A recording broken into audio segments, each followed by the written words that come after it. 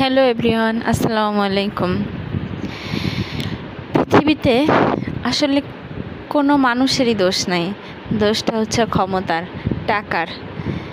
যার কাছে যত ক্ষমতা থাকে সে তত অহংকারী, যার কাছে তত টাকা থাকে তার শরীর তত গরম। কেন বললাম এই কথা? আসলে আমাদের কোনো মানুষেরই কোনো দোষ নাই। দোষটা হচ্ছে ক্ষমতার, দোষটা হচ্ছে টাকার। দেখেন না, আপনার প্রতিবেশী, আপনার যেখানে বাড়ি, আপনার প্রতিবেশী, আপনি তাদের সাথে মিশতেছেন, আপনার বিপদে আপদে তারা আসতেছে, তার বিপদে আপদেও আপনি যাচ্ছেন সবসময়। কিন্তু যদি দেখেন তাদের কোনোভাবে টাকার মালিক হয়েছে, হঠাৎ আপনার সমপর্যায় থেকে উপরে উঠে গেছে, দেখবেন অটো তার ব্যবহার চেঞ্জ। আপনি আগে যেভাবে তাকে পেতেন এখন কখনোই সেভাবে পাবেন না। আপনার বিপদেও ওইভাবে আগায় আসবে না। দেখবেন এমনিতে সে আপনার থেকে দূরত্ব বজায় রেখে চলতেছে। শুধু প্রতিবেশী কেন, আপন মানুষই দেখেন না।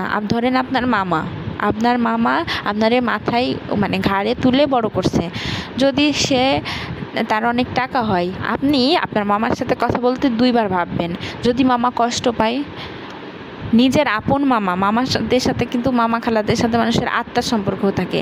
মামাদের সাথে কথা বলতে হলেও যদি দুইবার আপনি ভাবেন, তাহলে এটা কার দোষ? এটা কি মানুষের দোষ? সেম চাচাদের অবস্থাও সেম একই।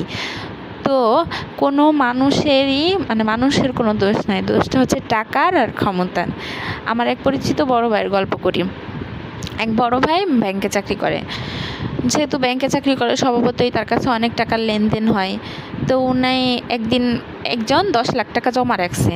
তো উনি ওনার যে টেবিলের যে ড্রয়ারের মধ্যে টাকাটা রাখছে। তো ওনার স্বভাবতই অনেক নরম। তো হঠাৎ করে উনি রাগ দেখাচ্ছে, বা রাগে তার শরীরে গরম হয়ে যাচ্ছে। তো উনি বুঝতেছে না যে আমার তো এরকম আমি তো এই স্বভাবের না, আমার শরীর কেন গরম হয়ে যাচ্ছে, আমি কেন এত রেগে যাচ্ছি। তখন উনি একটু পরেই আবার নিজের কিছুক্ষণ স্থির রেখে চিন্তা করতেছে যে আমার কেন এমন হইতেছে।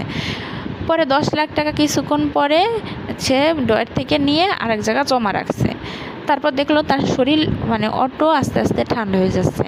পরে সে চিন্তা করলো যে আসলে আমার না টাকাটা, আমার ড্রয়ারের মধ্যে 10 লাখ টাকা আছে, তাতেই আমার শরীর গরম হয়ে যাচ্ছে। আর আমি যদি 10 লাখ টাকার মালিক হই, তাহলে আমার আচরণটা কি আগের মতো থাকবে?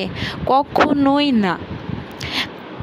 যত ভালো মানুষই হোক, যদি তার কাছে অনেক টাকার মালিক হয় বা তার কাছে ক্ষমতা হয়, সে একটু না একটু পরিবর্তন হবেই। সে আগে যে আচরণ করতো সবার সাথে, ঠিক সেই আচরণটা কখনোই আশা করা যাবে না।